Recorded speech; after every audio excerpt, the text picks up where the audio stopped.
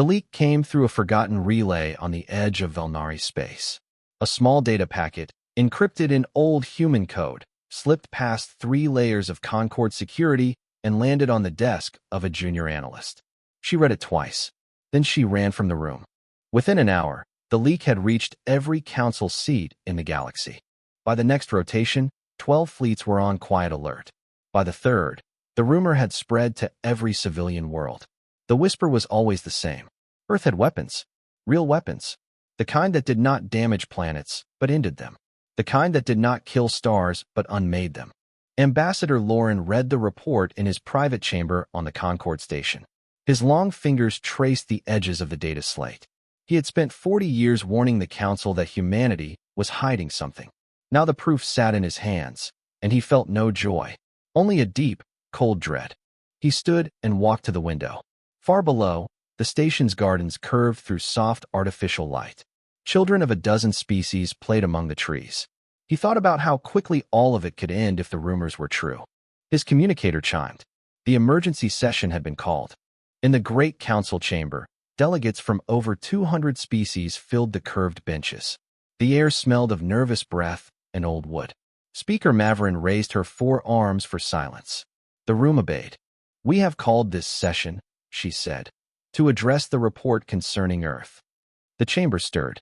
No one wanted to speak first. High Marshal Thessa stood. Her armor was polished, her face hard. The Tavaran had hated humans for decades. Now her hatred had purpose. "We have all read the file," she said. "The humans possess weapons that violate every Concord treaty. Weapons that should not exist. Weapons no civilization has the right to hold." She turned slowly, letting her eyes pass over every delegate. "I have already moved my fleets to the edge of human space. I will not apologize for this. If the Council does not act, I will." A wave of voices rose, some in support, some in fear. Lauren said nothing. He watched the human seat. It was empty. Then a door opened at the side of the chamber, and a single human walked in. He wore a simple gray uniform. No medals. No weapons. He moved with the calm of a man who had walked into many rooms full of angry voices. Captain Daniel Ward took his place at the human seat. He set down a small folder. He folded his hands. Speaker Maverin turned to him. "Captain Ward, the Council demands an answer. Do these weapons exist?" Daniel did not flinch. He did not look at Thessa. He did not look at Lauren. He looked at the speaker, and his voice was soft. "Yes," he said. "They exist." The chamber went silent.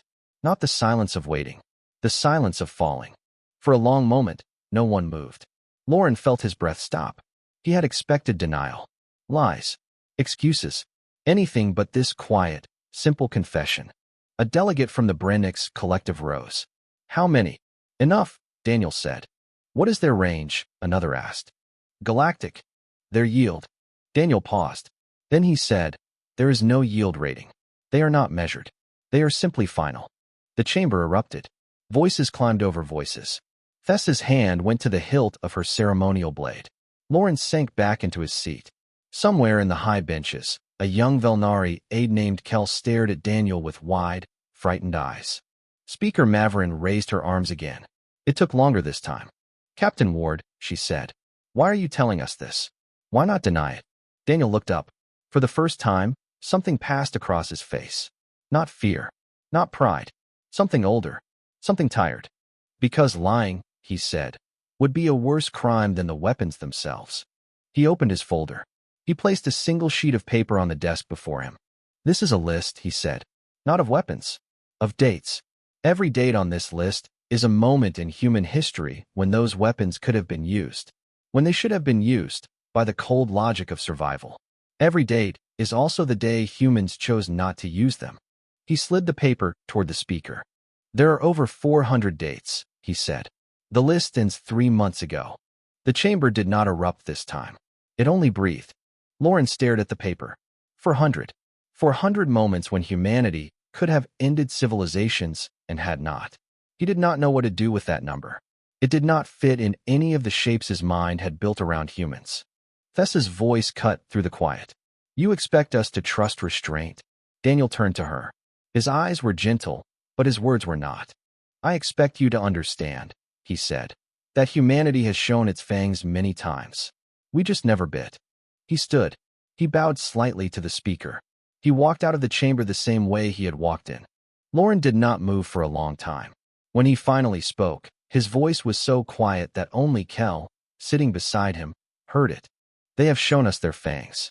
Daniel's voice, somehow, seemed to answer from across the empty hall. They have always been there. And the council, for the first time in its long history, did not know what it had just learned. 3 days passed before the tribunal convened. In those 3 days, the galaxy did not sleep. News networks across 200 worlds replayed the moment Daniel had spoken. The footage was watched, paused, and watched again. Children asked their parents what a final weapon meant. Soldiers polished armor that had not been used in a generation. Markets shook. Currency values dropped. On the Tavaran homeworld, statues of war heroes were cleaned and relit. On the Velnari homeworld, temples filled with worshippers who had not prayed in decades. In a quiet office on the Concord station, Dr. Rena Holt prepared her notes. She was a small woman, gray at the temples, with hands that always moved when she thought. She had been chosen as humanity's cultural advisor not because she was loud, but because she was honest. She had spent her career studying the long human relationship with destruction, and she knew the tribunal would not want to hear what she had to say. She knew it anyway. The tribunal opened at the third bell. The chamber was different this time. The benches had been rearranged into a wide circle, with humanity placed at the center. Daniel sat alone. Behind him, Dr. Holt waited her turn. The galaxy watched through 100 lenses. Speaker Mavrin opened the session with formal words that no one heard. Then she stepped aside, and the questioning began. A delegate from the Olari spoke first. He was old, his voice slow. Captain Ward, for how long have these weapons existed? Nearly 400 years, Daniel said. And in all that time, humanity told no one. We told no one, Daniel agreed. That is deception. It is silence, Daniel said. There is a difference. The Olari delegate sat down, unsatisfied. Another rose. Then another. The questions came in waves. Why had humanity built such things? Why had they kept them? What right did one species have to hold the death of all others in its hands? Daniel answered each question with the same calm. He did not raise his voice. He did not defend. He simply spoke, and the chamber slowly began to lean forward. Then Ambassador Lawrence stood. Captain Ward, he said, you claim humanity has shown restraint. But restraint is not proven by silence. It is proven by record. Will you allow the Concord to enter your archives? To see for themselves? Daniel did not hesitate. Yes. A murmur passed through the chamber. Lauren had expected refusal. So had everyone else. You would open Earth's deepest vaults, Lauren said. To alien inspectors? I would, Daniel said. And I would lead them there myself. Lauren sat down, troubled. He had wanted to corner the human. Instead, the human had walked freely into his own cage and held the door open. High Marshal Thessa rose next. The room tightened. Words mean little, she said.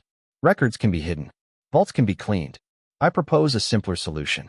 Humanity dismantles these weapons under Concord's supervision. Today, all of them. No exceptions.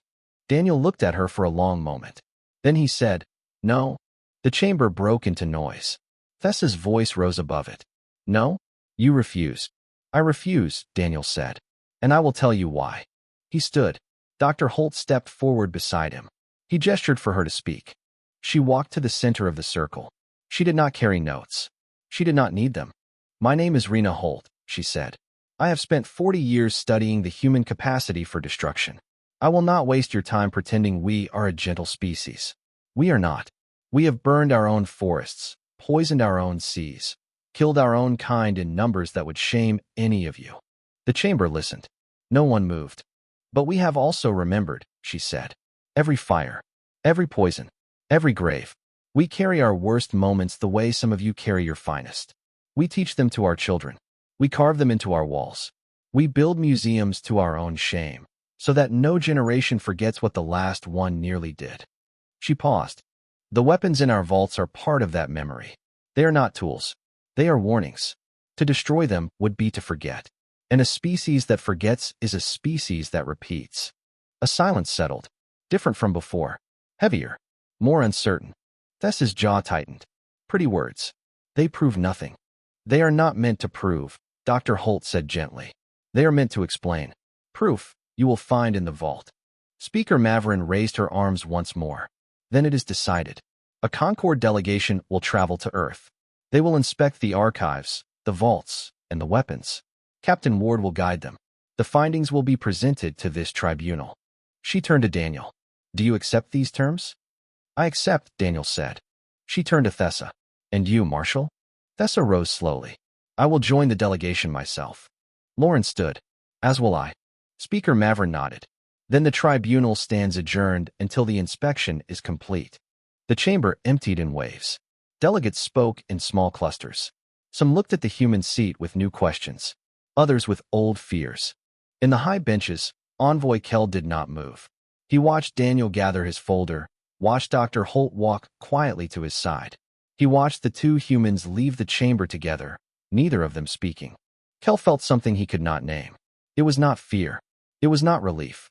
It was the strange, slow feeling of a story he had been told all his life beginning, gently, to unravel. He did not know yet what would replace it. He only knew that the journey to Earth was about to begin. And whatever waited there, the galaxy would not be the same when it returned. Earth looked smaller than the delegates had expected.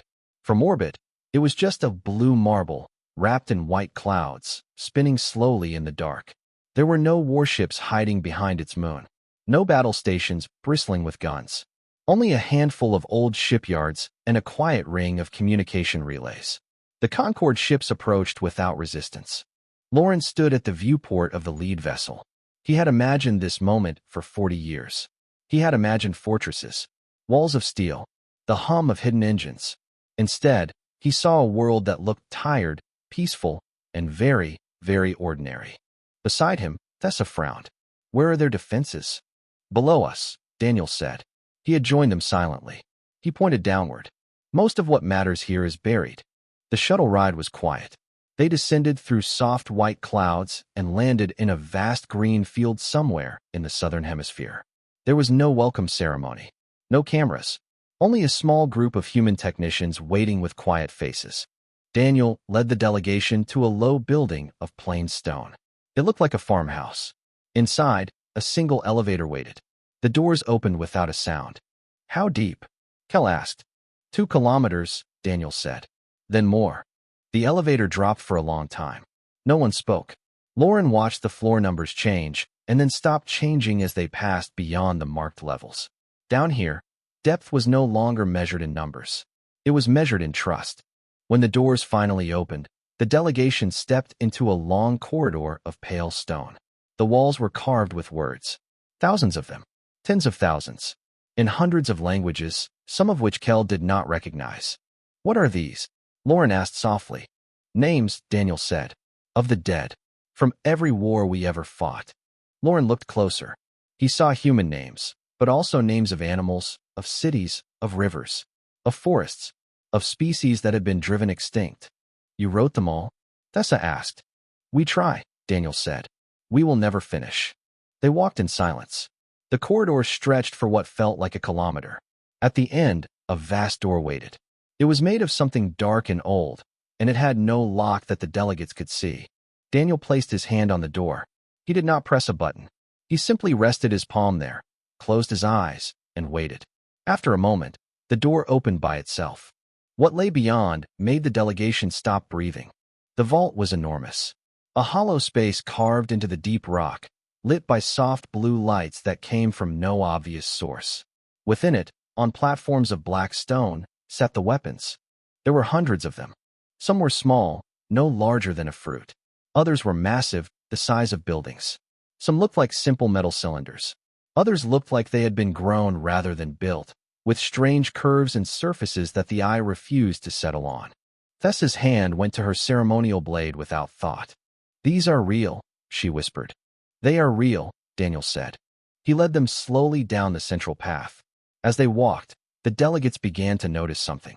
Around each weapon, on the platform itself, were words, carved deep into the stone, surrounded by symbols, dates, and signatures. Kell stopped at the nearest one. He read aloud, his voice trembling. To whoever finds this, we built this in fear. We pray you have not built it in pride. If you are reading this and the world above is still alive, then we did the right thing. If the world above is gone, then we are sorry. We are so sorry. He moved to the next. This weapon could end a star. We tested it once. The crew who watched the test wept for 3 days. We are leaving it here so that no one ever has to weep like that again. Another. My name was on the team that designed this. I will spend the rest of my life trying to forgive myself for the cleverness of my own hands. If you are tempted to use this, please, sit with it. Read these words.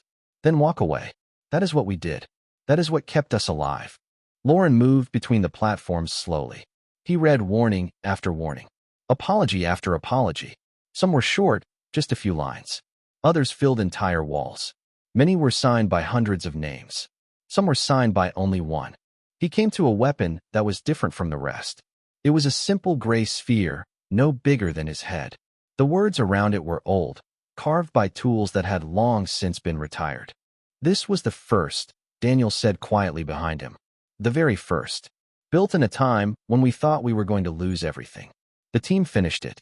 Then they sat together for a week. Then they sealed it down here and went home. None of them ever spoke of it again. Lauren did not turn around. His voice came out cracked. Why keep it? Why keep any of them? Daniel was quiet for a long moment. Because if we destroyed them, he said, we would forget. And if we forgot, we would build them again.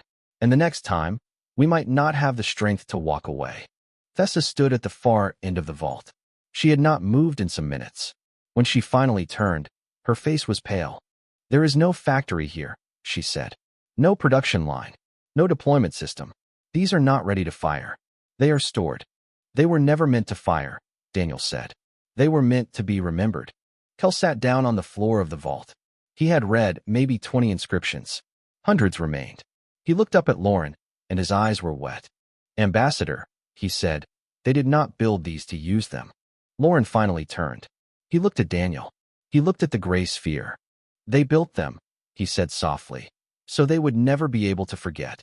And in the deep blue light of that vault, 2 kilometers below the surface of a quiet blue world, the Concord delegation stood in silence and learned, for the first time, what humanity had really been hiding.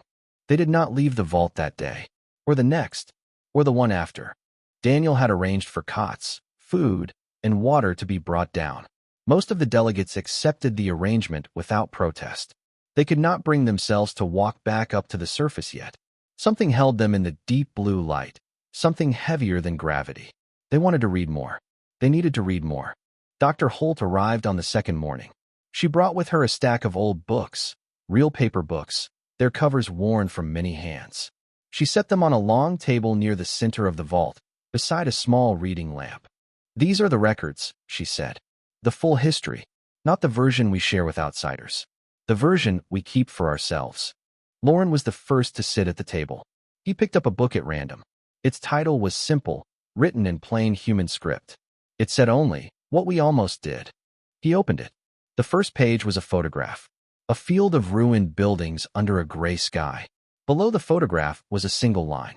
This is what we did to ourselves before we even knew there was a galaxy. He turned the page. For 3 days, the delegates read. They read about wars that had ended civilizations within a single human nation. They read about plagues that humans had created in their own laboratories and then released by accident. They read about poisons in the air, in the water, in the soil. They read about the first time a human held the power to end all human life and chose, by the narrowest of margins, not to use it. Then the second time. Then the third. Thessa read the most. She did not speak as she read. She turned page after page, her hard face slowly losing its hardness. When she finished one book, she picked up another. When that was done, another. On the 4th day, she finally set a book down and looked across the table at Daniel. My people, she said, would have used these within a single generation. Daniel looked up from his own reading. He nodded slowly. We almost did, he said. Many times. How did you stop? Daniel was quiet for a moment.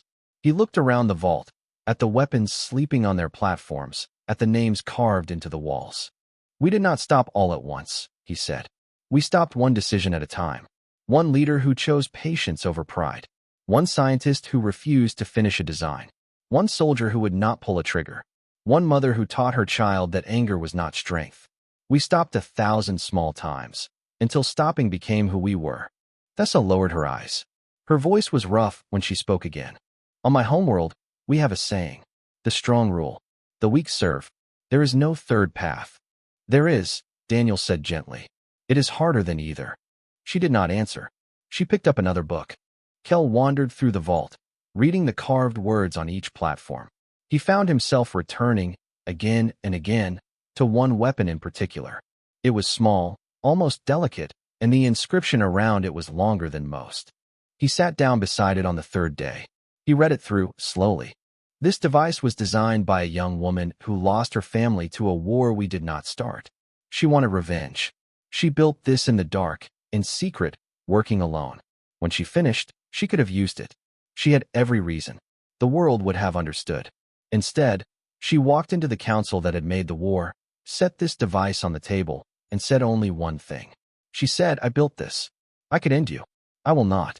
Now end the war yourselves, or I will go home and build another. They ended the war. She never built another. She came here, every year on the anniversary of her family's death, and sat beside this device until the day she died. We carved her words into the stone so that we would not forget her, or her choice. Kel wiped his eyes with the back of his hand. He had stopped trying to hide the tears 2 days ago. Lauren came and sat beside him. They did not speak for a long time. I came here, Lauren finally said, expecting to find proof that humans were monsters. And? Kel asked. I have found proof that they were monsters, Lauren said. Once. Many times. And that they decided, slowly and painfully, not to be. He looked at the inscription Kel had just read. My people, he said softly, have always believed that strength was a thing you used. That power and used was power wasted. He paused. I am beginning to think we were wrong. On the 5th day, Dr. Holt called the delegation together at the table. She had one more book to share. It was thinner than the others, and its cover was blank. This is the last one, she said. It does not contain history. It contains the future. She opened it. The pages were almost empty. Only a few lines were written, in the careful handwriting of many different people. It is a list, she said, of the things we still fear, of the weapons we have not yet built, but know we could, of the temptations we have not yet faced. Each generation adds to it. Each generation promises to remember. She slid the book to the center of the table. We brought it to you, she said, because we are asking the galaxy to add to it with us. The delegates stared at the open page, the blank space, the waiting room for fears not yet named. Thessa reached out. Her hand hovered over the page. She did not touch it. Not yet. You are asking us, she said, to remember with you. Yes, Dr. Holt said. Thessa drew her hand back. She looked at Daniel, then at the vault around her, then at the names on the walls. I do not know, she said, if my people are ready for this. That is all right, Daniel said. We were not ready either. We learned. So can they. The vault was quiet. The blue light shifted, soft and slow, as if the room itself were breathing. Above them, 2 kilometers up, the world went on, unaware that something new had just begun in the deep stone. The delegates would leave soon. They would carry their reports to the council. But none of them, not one, would carry the same heart they had brought. The Concord chamber had never been so full. Every seat was taken. Every gallery was packed. Even the high benches, usually reserved for senior advisors, overflowed with delegates who had flown in from worlds that rarely sent representatives. Word of the inspection had spread. The galaxy wanted to hear what its delegates had found in the deep stone of Earth. Speaker Maverin raised her arms for silence. It took longer than usual. The chamber finally settled, but the silence felt nervous, like a held breath. The inspection is complete, she said. The delegates have returned. The council will now hear their findings. Lauren rose first. He walked to the speaking circle in the center of the chamber. He looked older than he had a week ago. His robes hung on him differently. He set down no notes. He had not prepared any. I went to Earth, he said, expecting to find weapons. I found weapons. I went expecting to find lies. I found no lies. I went expecting to find a species hiding its true nature. He paused. His voice cracked. I found a species that has spent 400 years trying not to forget its true nature. The chamber stirred. I have been wrong, Lawrence said. About humanity. About what these weapons mean. About what fear sees when it looks at a quiet neighbor. A delegate from the Brennix called out. Then they are no threat? Lauren turned slowly. They are a threat. So are we. So is anyone with the power to harm. The difference is that humans know what they are. They have been learning it for a very long time. Most of us have not even started. He returned to his seat. Whispers filled the chamber. Some delegates nodded. Others frowned. Some looked at the human seat with something close to confusion. They had expected a different report. Dr. Holt rose next. She walked to the circle and bowed slightly to the speaker. I will be brief, she said. We did not show the delegates a vault of weapons. We showed them a vault of memory. Every device down there is wrapped in the words of the humans who built it, and almost every one of those humans wrote the same thing. They wrote, please do not use this. They wrote, learn from us. They wrote, we are sorry. She paused, gathering her thoughts. We are not asking the council to trust us. We are asking the council to remember with us. Memory is the only thing that has ever stopped us from becoming what we feared. We believe it is the only thing that will stop you, too. She returned to her seat. Thessa rose. The chamber tightened. Of all the delegates, hers was the report most awaited. She had gone to Earth as humanity's harshest critic. She walked now to the circle with the slow steps of someone who had not slept well. She stood for a long moment before speaking. I have spent my life, she said, preparing for war with humanity. I have built fleets. I have trained soldiers. I have written doctrines. I was certain, for 40 years, that one day Earth would turn its hidden teeth on the rest of us, and only my preparations would save my people. She drew a slow breath. I was wrong. The chamber went silent. I read their books, she said. I walked their vault. I sat beside weapons that could end my homeworld in an instant, and I read the words of the humans who built them. Words begging us, the future, not to do what they had been tempted to do. I have never read such honest words in my life. Her voice grew rougher. My people would have used these weapons. Within a generation. Maybe sooner. We would have told ourselves it was necessary. We would have called it strength. We would have been wrong, and we would not have known we were wrong, because we have not yet learned how to be wrong. She looked at Daniel. He met her eyes. Humans have learned how to be wrong, she said. That is the most powerful thing I have ever seen any species do. She turned back to the chamber. Her voice steadied. I cannot, in good conscience, recommend the destruction of these weapons. To destroy them would be to destroy the lesson. And without the lesson, humans, and eventually all of us, would build them again. She paused. I never thought I would say this.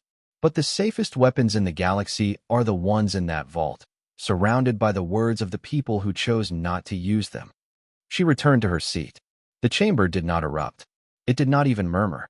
It only sat, stunned, as the High Marshal of the Tavaran Empire settled back into her bench beside the human delegation. A delegate from the Olari rose. Then what do? Do we accept that humans hold doomsday in their hands, and trust them to keep holding it? Daniel rose at last. The chamber turned to him. You do not have to trust us, he said. We are asking for something else. We are asking you to share the burden. He stepped into the circle. The vault under Earth was built when humanity stood alone in the dark. We had no one to tell our story to, so we told it to ourselves, in stone, hoping our children would listen. They did. But it has been 400 years, and we are tired of carrying this alone. He looked across the chamber. At Lauren. At Thessa. At Kel, sitting in the high benches with red eyes. We will not destroy the weapons. We will open the vault. To every species. To every government. To every soldier and every scholar who wants to come and read the words of the humans who chose not to use them. We will teach what we have learned, freely, to anyone who will listen. And we will ask, in return, only one thing. Speaker Mavrin leaned forward. What do you ask? Daniel's voice was very soft. That you remember with us. That you write your own warnings beside ours. That when the day comes for your species to face the temptation we faced, you do not face it alone. The chamber did not move. Speaker Mavrin slowly turned to address the council. A vote will be called. But first, the human captain has asked to speak one final time. The council will hear him. Daniel did not move from the circle. He simply waited for the room to be ready. And the galaxy waited with it. Daniel stood in the circle for a long time before he began. He was not gathering courage. He was choosing his words. He had thought about this speech for many years, though he had never been certain he would live to give it. When he finally spoke, his voice did not rise. It did not need to. The chamber leaned into here. My grandfather, he said, worked in the vault. Not as a scientist. As a cleaner. He swept the floors. He polished the platforms. He kept the lamps burning. He said it was the most important job he ever had, because every day he walked past the words on the walls, and every day he read a new one, and every day he went home a smaller man. The chamber was very still. He told me once that the vault did not make him afraid. It made him humble. He said that humans were not safe because they were good. They were safe because they remembered every single day what it cost them not to be. Daniel paused. He looked up at the high benches. He found Kel's face among the watching delegates. My grandfather is buried near the entrance to the vault now. There is a small stone there. It says only he swept the floors. That is the highest honor my family has ever earned. A few soft sounds passed through the chamber. Some delegates were weeping. They did not bother to hide it. I am not standing here, Daniel continued, to ask you to admire humanity. We are not admirable. We are tired. We have carried this alone for a long time, and the weight has shaped us. Some of that shaping has been good. Much of it has not. We have grown quiet. We have grown careful. We have grown afraid of our own hands. He held up his own hands, palms open. I am asking you to take some of this weight. Not because we deserve relief. Because the galaxy deserves to share the lesson before it has to learn it alone, the way we did. There are species in this council who will, one day, build what we built. The choice they face will be the same. We do not want them to face it alone in the dark, the way we did. He let his hands fall. That is all. That is the whole speech. There is nothing else. He bowed to the speaker. He returned to his seat. Speaker Mavrin stood for a long moment. She looked across the chamber. She looked at the human delegation. She looked at the empty space where Daniel had spoken. The council, she said, will now vote. The vote took 6 minutes. It was the shortest vote in Concord history. When the count was read, the result was unanimous. Every species, including the Tavaran, voted to accept humanity's offer.